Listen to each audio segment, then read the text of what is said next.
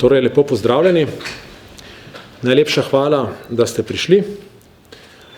Lepo vas pozdravljam na tiskovni konferenci, kjer vam bom najprej na kratko pojasnil razloge za vložitev pobude začetek postopka za oceno ustavnosti Zakona o spremembah in dopolnitvah Zakona o Radioteleviziji Slovenija, ki ga je Državni zbor sprejel 21. julija letos.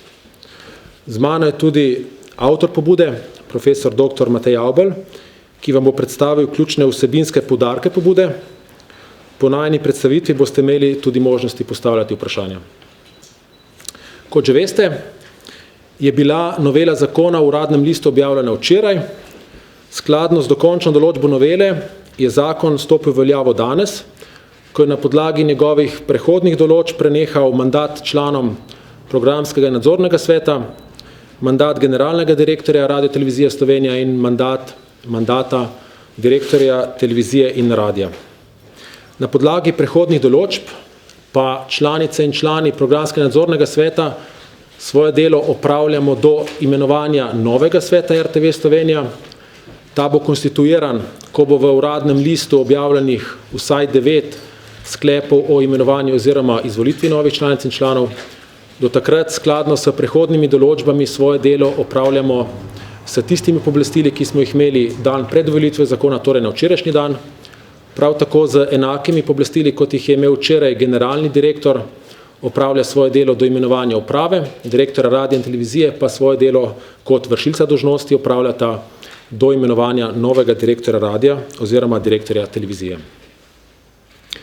Pobuda, ki jo danes javno predstavljamo, je bila danes zjutraj vložena na Ustavno sodišče. Poleg mene so sopodpisniki pobude še gospod Andrej Grah Whatmau, dosedanji generalni direktor RTV Slovenija, doktorica Tamara Besednjak-Valič, namestnica predsednika nadzornega sveta in pa magister Uroš Urbanija, dosedanji direktor Televizije Slovenija.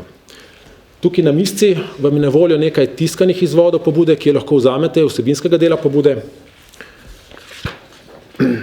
Pobudo smo na Ustavno sodišče vložili zato, ker to institucijo razumemo kot pomemben del tako imenovanega sistema zavor in ravnovesij. Novela zakona namreč neposredno s svojo uveljavitvijo uvaja prenehanje mandatov članov programskega nadzornega sveta, generalnega direktorja in obeh direktorjev radija in televizije, in sicer brez ugotavljanja pogojev, ki so sicer zakonsko predpisani za prekinitev teh mandatov. Prepričani smo, da s tem krši tako ustaljeno sodno prakso našega Ustavnega sodišča, kot tudi sodno prakso sodišča Evropske unije in Evropskega sodišča za človekove pravice. Podrobnosti o tem vam bo kasneje pojasnil profesor Avbelj. Pobudo smo vložili tudi zato, ker se nam zdi pomembno, da uporabljamo tiste mehanizme, ki so nam na voljo za omejevanje samovoljnega in arbitrarnega delovanja oblasti, in sicer preko okvirov, ki jih določa naša ustava. Verjamemo namreč v to, da je zdravo demokracijo mogoče razvijati in ohranjati le, če te mehanizme smiselno uporabljamo. Če bo tudi Ustavno sodišče sledilo našim argumentom in zakon spoznalo za protiustavnega, bo s tem dalo jasen signal vsakokratni oblasti, da so taki, torej povsem samovoljni, prevzemi javnega medija nedemokratični in torej tudi povsem nedopustni. Če pa Ustavno sodišče našim argumentom ne bo sledilo, bo to za nas prav tako izjemno pomembna precedenčna odločba. Z njo bodo namreč taka pravila igre postala jasna in potrjena tudi s strani našega najvišjega organa sodne oblasti za varstvo ustavnosti in zakonitosti ter človekovih pravic in temeljnih svoboščin. Ni nam toliko pomembno, kakšna ta pravila igre so, ta bo namreč dokončno postavilo Ustavno sodišče. Pomembno pa nam je, da so ta pravila enaka za vse, tudi in predvsem za tiste, ki bodo tej državi vladali v prihodnje. V pobudi, poleg zatrjevanja protiustavnosti, Ustavnemu sodišču predlagamo še začasno zadržanje izvršitve novele, absolutno prednostno obravnavo in pa razpis javne obravnave. Naj najprej na kratko predstavim naše razloge za predlog začasnega zadržanja izvršitve novele. V skladu s prvim odstavkom 39. člena Zakona o Ustavnem sodišču Sme namreč Ustavno sodišče do končne odločitve v celoti ali delno zadržati izvršitev zakona, če bi zaradi njegovega izvrševanja lahko nastale težko popravljive posledice. Iz ustaljene ustavnosodne presoje sledi, da pri odločitvi za začasno zadržanje Ustavno sodišče vselej tehta med posledicami, ki bi nastale, če bi nek predpis Ustavno sodišče zadržalo, pa bi se kasneje izkazal za ustavno skladnega, in med tistimi posledicami, ki bi nastale, če ga ne bi zadržalo, pa bi kasneje v presoji ustavnosti tak predpis spoznalo za protiustaven. Zdaj, če bo Ustavno sodišče se odločilo za zadržanje zakona, po našem mnenju ne bo prav nikakršnih posledic. Namreč v tem primeru bi veljavi ostal zakon, ki velja že 17 let in katerega protiustavnost ni bila nikdar niti zatrjevana, kaj šele potrjena. Zato po našem mnenju pač v resnici ni nobenih razlogov, da tega zakona Ustavno sodišče ne bi zadržalo. Po drugi strani pa bi v primeru, ko Ustavno sodišče ne bi zadržalo izvajanja takega zakona, po našem mnenju nastale ne zgolj težko popravljive, ampak tudi povsem nepopravljive posledice. In sicer, prvič, pobudnikom bi bila na individualni ravni odvzeta funkcija zagotavljanja samostojnosti, neodvisnosti in avtonomnosti Radiotelevizije Slovenija, brez katere tudi institucionalna neodvisnost Radiotelevizije Slovenija, ki jo terja njena pravica iz 39. člena Ustave, to je pravica do obveščenosti, v resnici ne more obstajati. Drugič, novela zakona prekinja mandate pobudnikov in ne le, da prekinja te mandate, ampak ukinja tudi strukture, v katerih smo pobudniki delovali. Naprimer, ukinja mesto generalnega direktorja, ga nadomešča z mestom uprave. Ukinja mesto programskega in nadzornega sveta in ga nadomešča s svetom. Zato bi v primeru, da Ustavno sodišče tega ne bi zadržalo, bi pa kasneje ugotovilo, da je zakon protiustaven, v bistvu nam ne moglo vrniti več mandata, ker organi, ki jih bo nov zakon uvajal, oziroma organi, v katerih smo mi do zdaj delovali, po uveljavitvi novega zakona sploh ne bi več obstajali.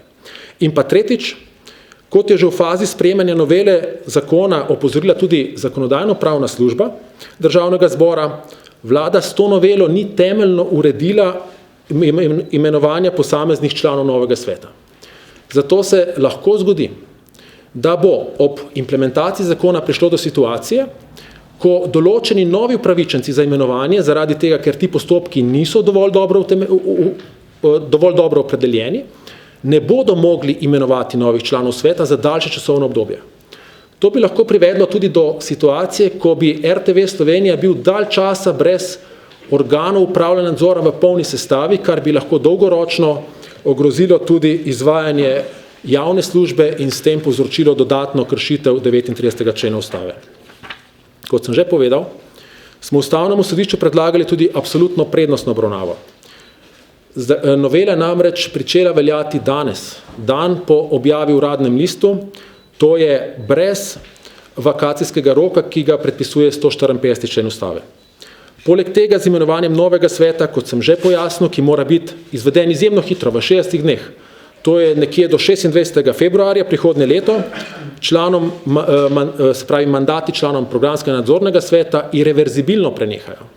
To pa pomeni, da če bi nam sodišče kasneje po tem datumu ugodilo, bi to pomenilo zgolj teoretično, formalno priznanje naših ustavnih pravic, to pa je tudi skladno z prakso Evropskega sodišča človekove pravice za posameznika povsem brezpredmetno. In pa še zadnja zadeva, pobudniku Ustavnemu sodišču predlagamo tudi razpis javne obravnave, ki jo predvideva drugi odstavek 35. člena Zakona o Ustavnem sodišču.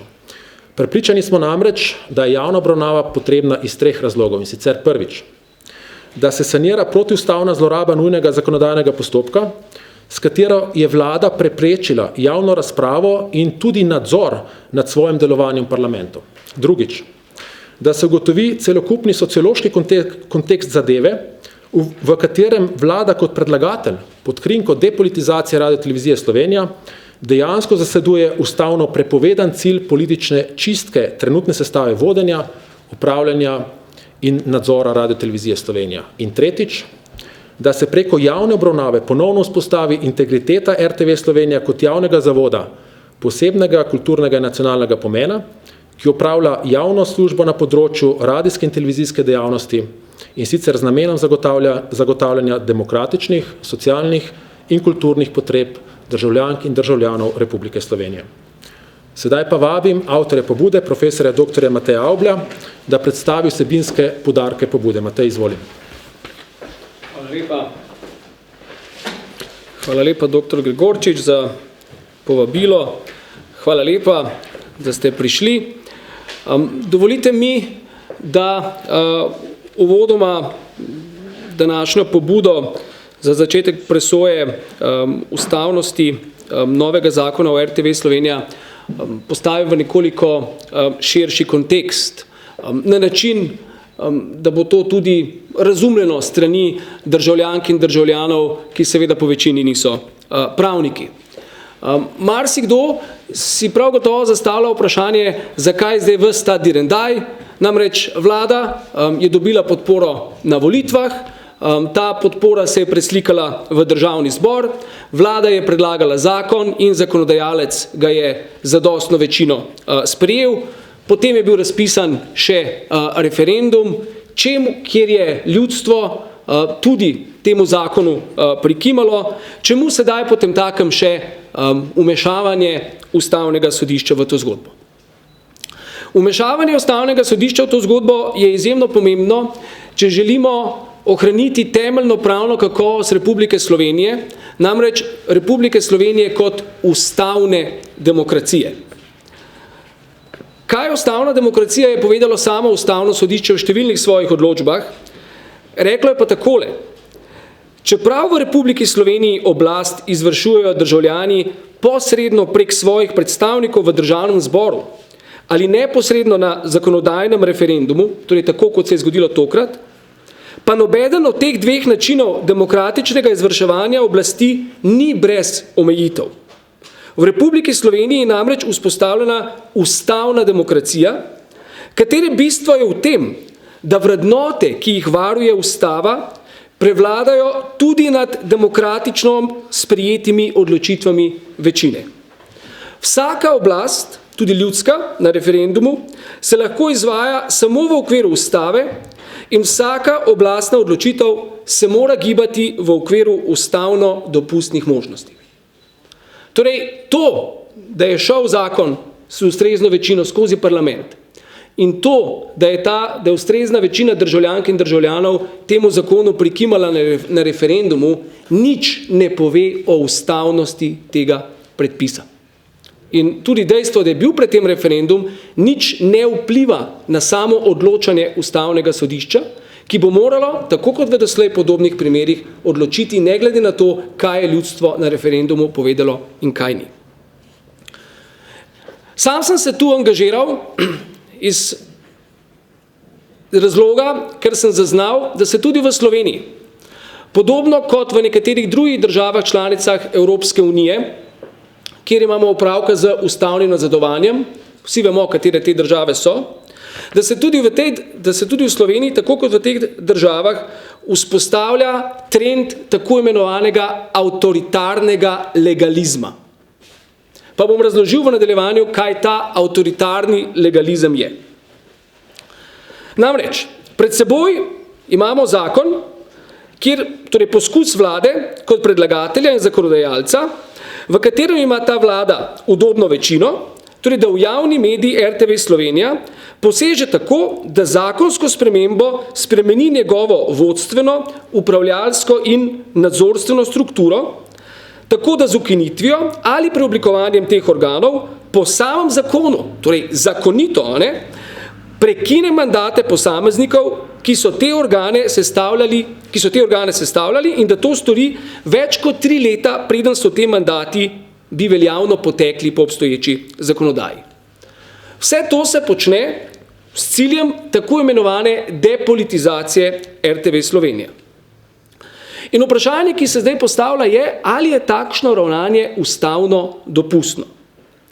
In odgovor je, po mojem trdnem prepričanju, popolnoma jasen. Tako ravnanje pomeni kršitev slovenske ustave in Evropske konvencije za varovanje človekovih pravic in temeljnih svoboščin. To izhaja najprej iz ustaljene sodne prakse Slovenskega ustavnega sodišča. To je najmanj v dveh podobnih zadevah že presodilo, da je tako ravnanje protiustavno. To sta zadevi U1-158/94 in zadeva U1-172/94. Da gre za ravnanje, ki je tudi v nasprotju s pravom Evropske unije, izhaja iz sodbe sodišča Evropske unije v zadevi C288/12, kjer je madžarska Orbanova oblast na enak način, da bi se znebila informacijskega pooblaščenca, ki ni bil politično všeč, ga je torej depolitizirala, spremenila zakon in na tej zakonski podlagi spremenila urad tega informacijskega pooblaščenca in se ga prav tako znebila 3 leta pred potekom njegovega mandata.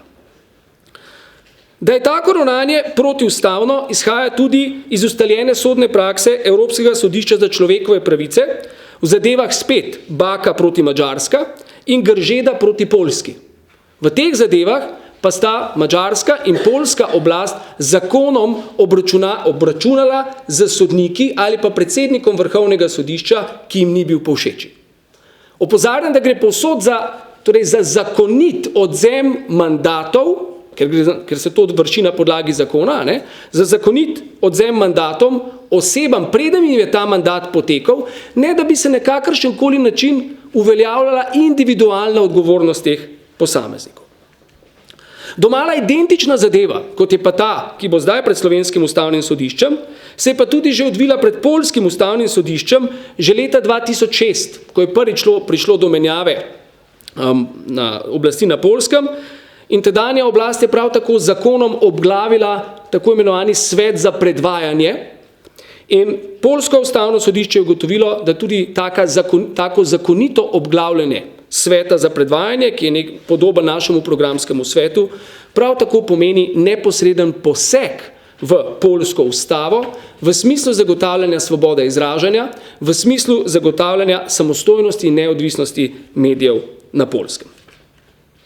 Ta moj dolg ekskurs prikazuje, želi poudariti, da iz evropskega ustavnega prava izhaja, da so mandati oseb, ki tvorijo relativno neodvisne subjekte javnega prava in od katerih individualne neodvisnosti je odvisna neodvisnost institucije, v kateri sedijo, varovani pred zakonskimi posegi oblasti, tako da se jih lahko razreši izključno in samo po postopkih, ki so veljali pred spremembo zakonske ureditve.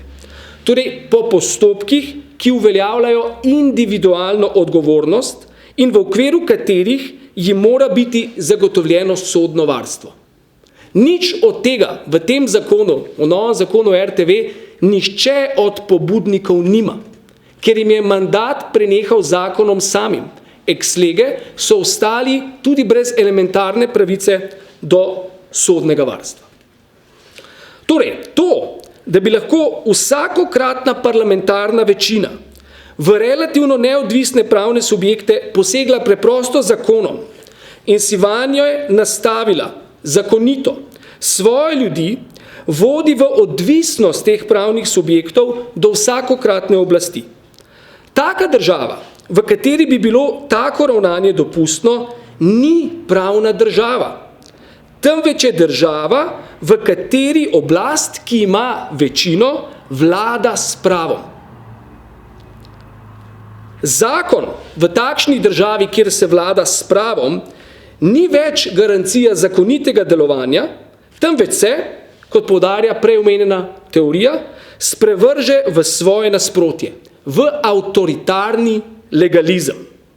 Torej, v avtoritarnem legalizmu gre za to, da neka močna parlamentarna večina zakon uporablja izključno kot inštrument za doseganje svojih oblastvenih ciljev, čeprav te oblastvene cilje po potrebi lahko uvije tudi v tako visoko leteče cilje, kot je depolitizacija. Naj na kratko še predstavim, v čem je protiustavnost tega predpisa. Protiustavnost tega predpisa je tako formalna, kakor tudi vsebinska. In izpodbijanje določbe novega zakona o RTV zaradi postopka, po katerem je bil sprejet. Naj vas spomnim, da je šlo za eklatantno zlorabo nujnega zakonodajnega postopka v Državnem zboru, kar v izjavah, ki smo jih navedli tudi v to pobudo, potrjujejo sami vladni predstavniki. Ministrica za kulturo se je pohvalila, da je šel zakon gladko čez parlament. Šel je gladko, tako kot gre v avtoritarnem legalizmu. Ni šel pa tako, kot mora iti v ustavni demokraciji, spoštujoč postopkovne predpise. In ta zakon, torej zaradi postopka, kot sem zdaj razložil, in zaradi svoje vsebine, predstavlja kršitve naslednjih členov ustave.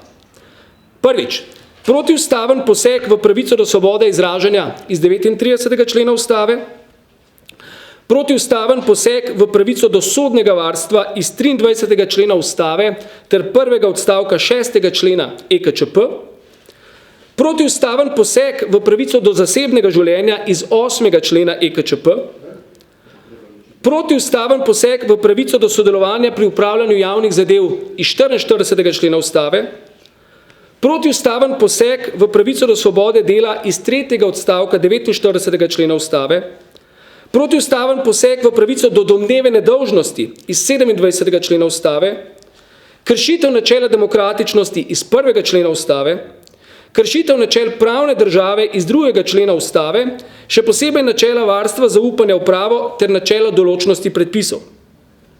Kršitev načela delitve oblasti iz 3. člena ustave, kršitev načela enakopravnosti iz 14. člena ustave, kršitev že omenjena pravil zakonodajnega postopka iz 89. člena ustave ter kršitev pravil o uveljavitvi zakona iz 154. člena ustave.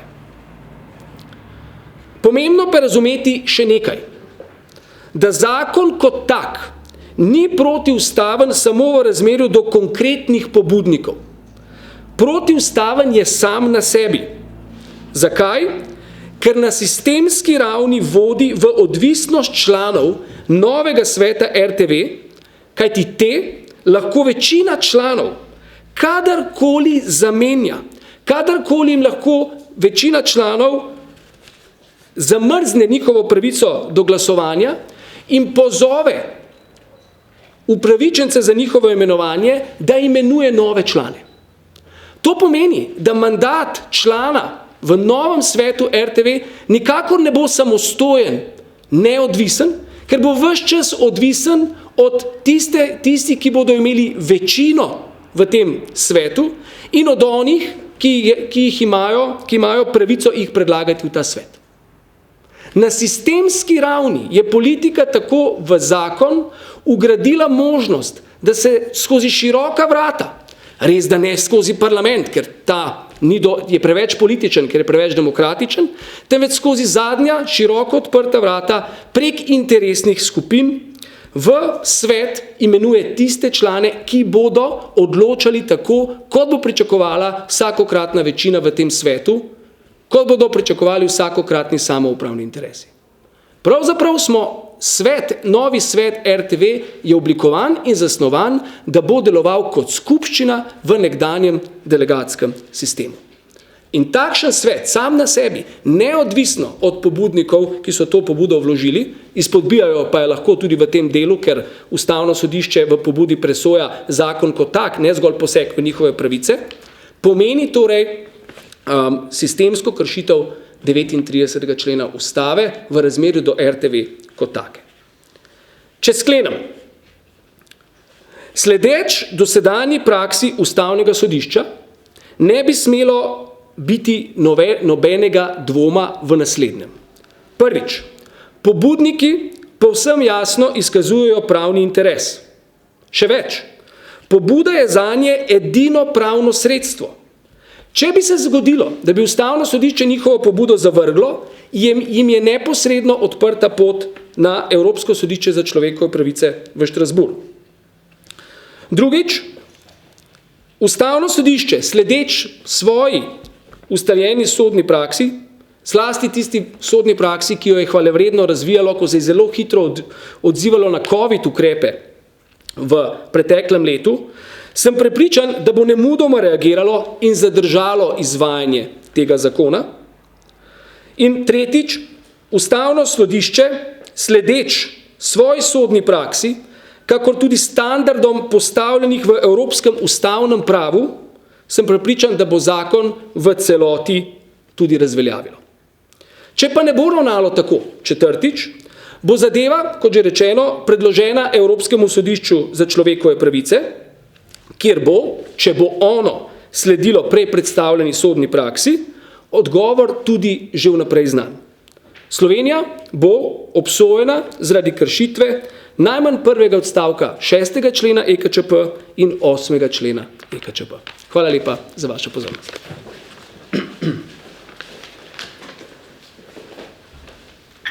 Hvala lepa, Matej. Torej, sledi zdaj čas za vaše vprašanje. Izvolite. Izvolite. Mene samo zanima za tega, ker tudi izvedila ni bilo čisto povsem jasno, pa me zdaj tudi na začetku ni bilo razloženo. Torej, gospod Gregorčič, tu zdaj podobna dilema, kot je bila v predreferendumski kampanji, vi ste nastopate zdaj tukaj kot fizična oseba ali kot predsednik programskega sveta? Jaz tukaj nastopam kot oseba, ki ima pravni interes, da vloži to predmetno pobudo. Se pravi, kot individualna oseba, v mandat katere je bilo po našem mnenju protiustavno poseženo. Gospod Avbelj, vi pa sodelujete, a ste bili kakorkoli poslovno povezana ali to pač sodeluje pri pobudi? Kako, če sva? Poslovno, če ste povezana, to poteka pro bono ali... Glejte, s profesorjem Avblom se poznava 5 let in sicer iz zadeve o zakonu o organizaciji in financiranju vzgoje in izobraževanja. Če veste, tam se je nekje vlekla zadeva tudi za neko odločbo Ustavnega sodišča. Takrat sva se v resnici spoznala v vaši medijski hiši, bila sva v enem soočenju skupaj, potem sva šla skupaj na pijačo in od takrat nekako sva videla, oba zasledujeva enake vrednote. In sicer delati v družbi tisto, kar je prav, ne pa tisto, kar je dobro za katerokoli politično opcijo. Poslovno pa ne sodelujeva in nisva povezana. Ok. Zdaj pa bom morda, kar se tiče same, torej seveda tudi vsebine. Več razlogov je bilo zdaj navedenih, zakaj zdaj ta ustavna presoja je, ampak če zaključimo nekako, in tudi vi ste zdaj nekako to pač tudi povedali, da v bistvu gre tudi za vaš boj za to, da pač ostanete na tem položaju. To počrto nekako lahko rečemo. Glejte, če tega ne bi zatrjevali, sploh si ne bi mogli odpreti vrat na ustavno sodišče, ampak gre po mojem mnenju tukaj za mnogo več.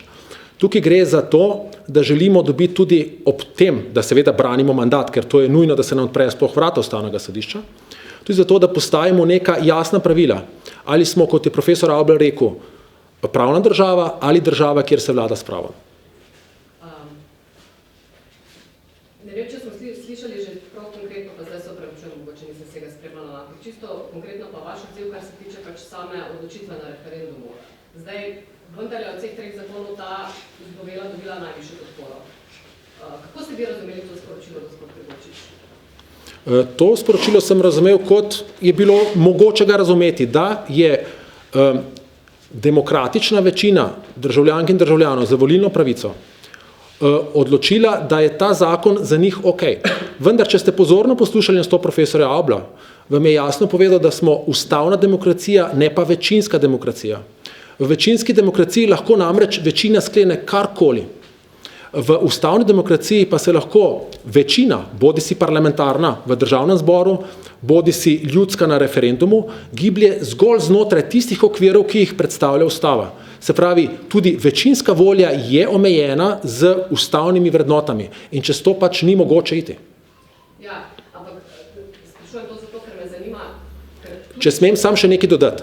Glejte, tudi na Madžarskem je večina odločila v prid Orbana. Pa je Evropsko sodišče človekove pravice vseeno Madžarsko kaznovalo. Torej, to je jasen dokaz, večina ne more iti preko okvirov, ki jih določa ustava. Mislim, da je bilo to sporočilo danes zelo jasno pojasnjeno. Ne, ampak sprašujem vas čisto tak, vas, ki ste pač na položaju predsednika programskega sveta. Torej, neko sporočilo volivcev je bilo dano, da delo očitno ni bilo opravljeno dovolj dobro. Da bi vi prevzeli kakršnokoli odgovornost v zvezi s tem, ne vidite tega? Ne, gledajte, jaz se strinjam, vendar je težava prevzeti, ker ta odgovornost mora biti vedno individualna. Torej, jaz lahko prevzamem izključno odgovornost za moje delo.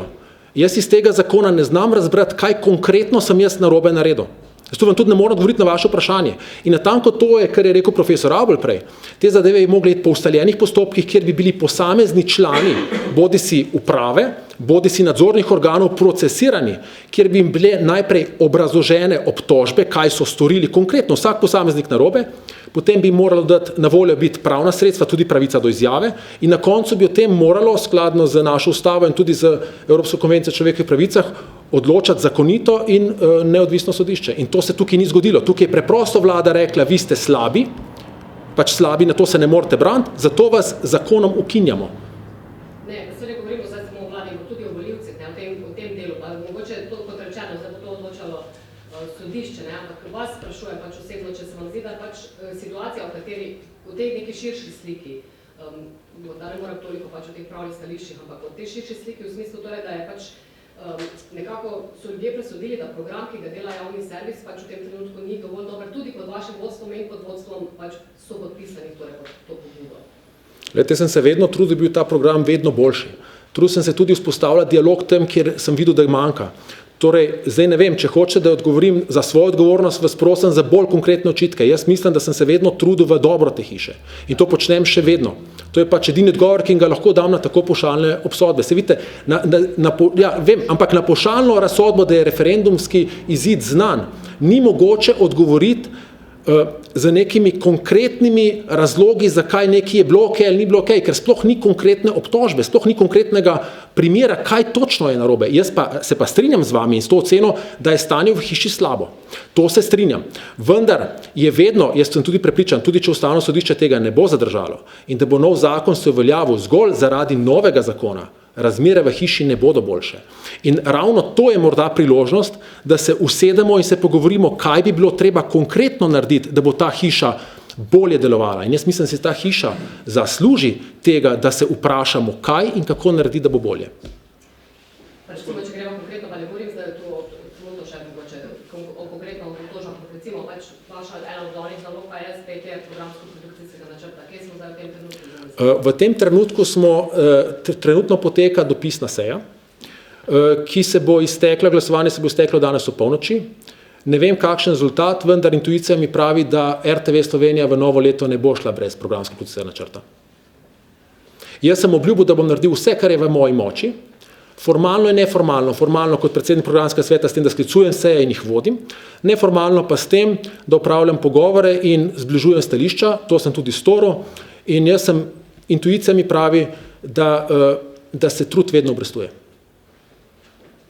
Izvolite. Ja, Svetina, v bistvu še eno podobno vprašanje, kaj je že kolegica vprašala. Torej, vi ste sodelovali v referendumski kampanji, ne? Referendum, rezultat je jasen, ali vseeno rezultat dojemate kot v bistvu sporočilo ljudi, da želijo, da pač od tam, kjer ste trenutno odidete, ste torej razmišljali, kdaj o odstopu, glede na izid referenduma? Ne, jaz o vstopu nisem razmišljal. Pač referendum razumem zgolj, kot sem že povedal, kot ljudsko voljo, da se uveljavi novela zakona, ki jo je predlagala vlada.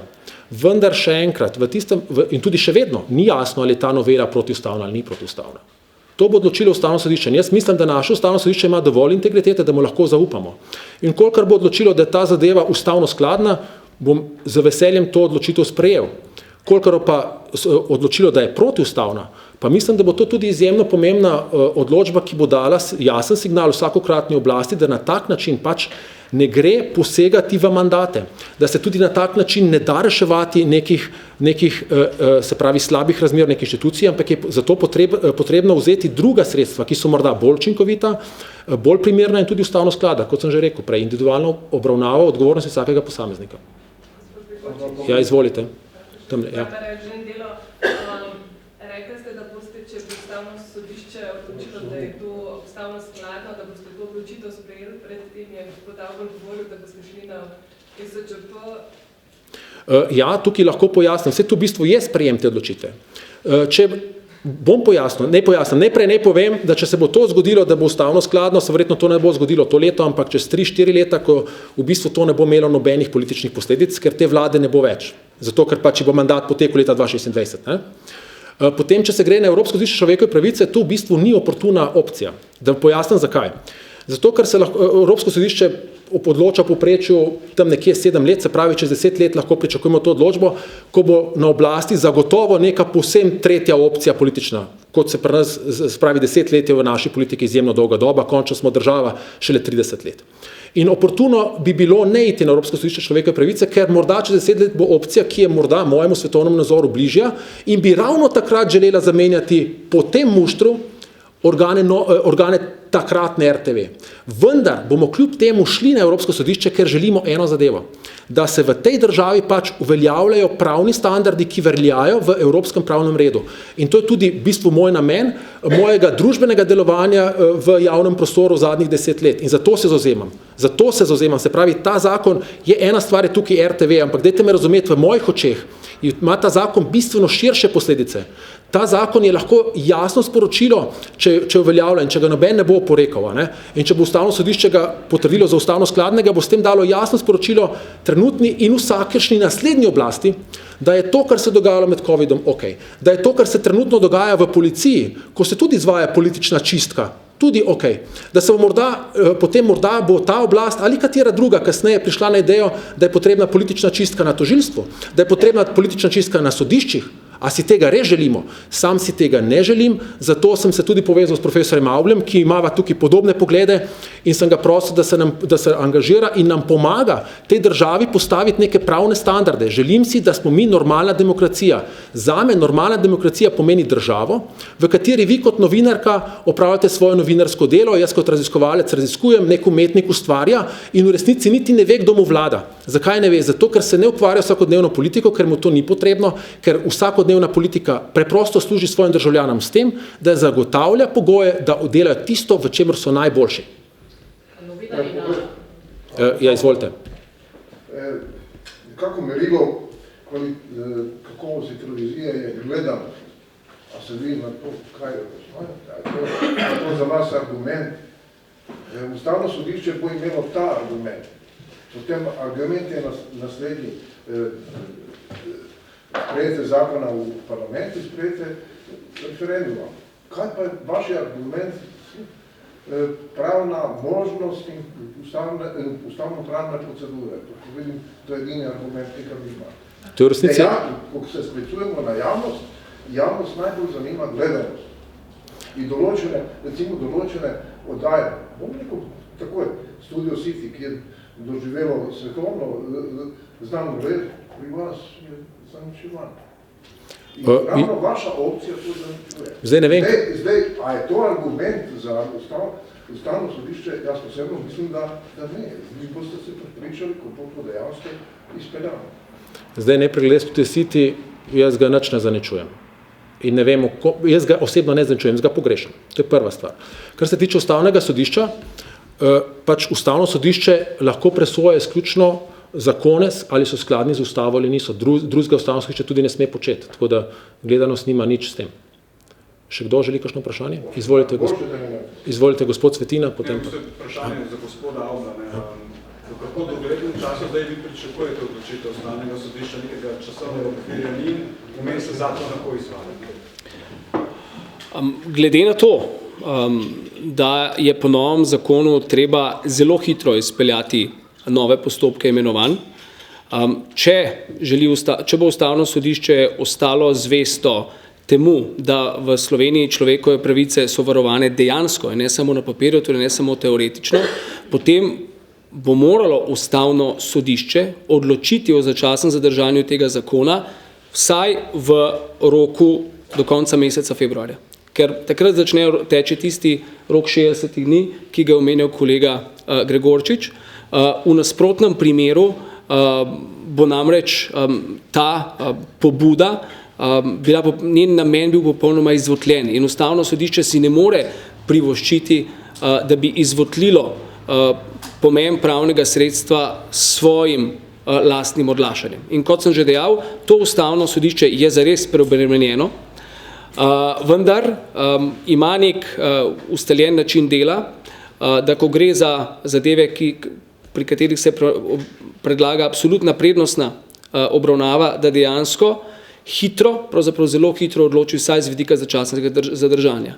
In kot sem že poudaril na začetku, zadeva je, pri začasnem zadržanju se pogleda na prvi pogled, ali je zadeva protiustavna in se tehtajo morebitne posledice neuveljavitve novega zakona, nobene negativne posledice neuveljavitve novega zakona ne bo, tako da pričakujem, da najkasneje že do konca januarja pričakujem, da bo Ustavno sodišče zadržalo zakon, novi zakon o RTV. Mogoče bi še samo vprašanje, gospod Avber. Veliko teh argumentov, ki ste jih danes na mizi, ste že predstavili v kolumni za Finance, odgovorili so vam v Pravni mreži za varstvo demokracije, kjer so pravzaprav ta zakon pripravljali. In oni so se v odgovor na prenehanje mandata sklicevali na navedbe parlamentarne zakonodajno-pravne službe, ki je to možnost predčasnega prenehanja mandatov dopustila, če obstajajo v javnem interesu izkazani prevladujoči razlogi za to. Res je, ki bi jih moral predlagatelj zakona utemeljiti v samem zakonskem predlogu in zakonodajna pravna služba Državnega zbora jasno zapiše, da predlagatelj tega ni storil. In ker predlagatelj tega ni storil, tega tudi ne more naknadno početi v postopku ustavne presoje. Torej, tu se strinjam z mojimi pravnimi sogovorniki, vendar imam popolnoma drugačen zaključek.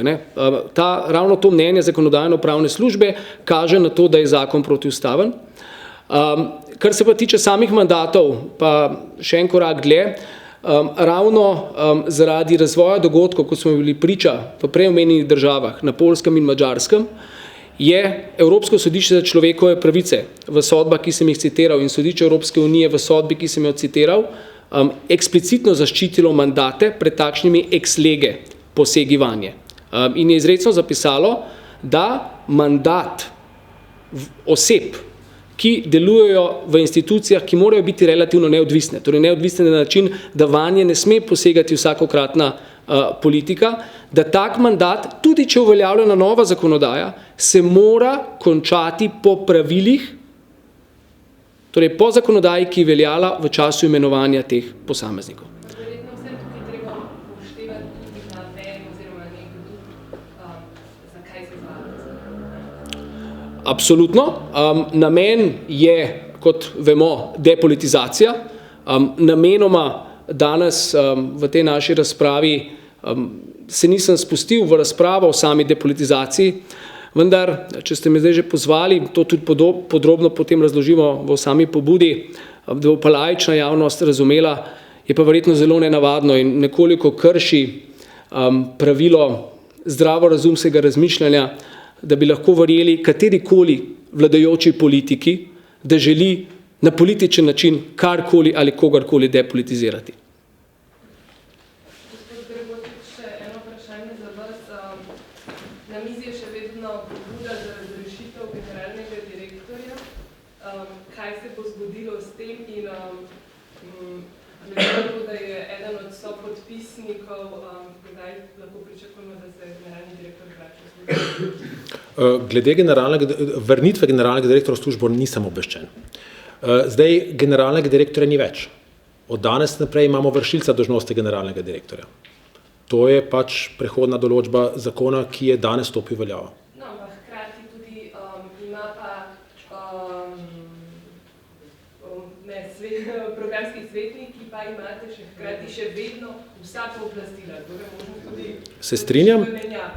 Trenutno pač še vedno ni potekel rok. Jaz sem danes, ker sem pričakoval to vprašanje, se pravi v tajništvu programskega sveta, zjutraj pač po tem sem bil odsoten, vprašal, ali je morda že prišla povratnica, ker ta bi pač povedala, kdaj začne teč rok za 8-dnevni rok za odgovor generalnega direktorja in danes povratnice še ni bilo. Kar še ne pomeni, da zadeva ni bila že vročena, ampak mogoče samo povratnica še ni prišla. Se pravi, jaz sem uročitev po ZUP-u, tako je bilo tudi mnenje, pravno mnenje svetovalo, odredil 9. decembra. Zdaj po najbolj optimističnem scenariju, pošta ima nekaj dni, bi dobil generalni direktor to se pravi prvo poštar je prvič potrkal na vrata 12. Ne vem, ali se to zgodilo 12. ker lahko pošta pride 13. ali 14. Potem pa pač, ko prevzame, oziroma če ne prevzame skladno z zakonom o upravnem postopku, se 15. dan zadeva vroči v nabiralnika. In 15. dan bi, če je bilo to v 12. je potekel včeraj, kar pomeni, da bi včeraj morala iti povratnica nazaj v hišo, je pa čisto možno, da ne bo prišla danes, tudi če šla včeraj, ampak da šla šele jutri, ampak kot rečeno, sem to preveril zjutraj, povratnice pač mi še niso potrdili. No, ampak pod črto, ali se boste s to pobudo zdaj ukvarjali ali ne? Glejte, vsak postopek, ki je odprt, ga je treba zapreti. A ne?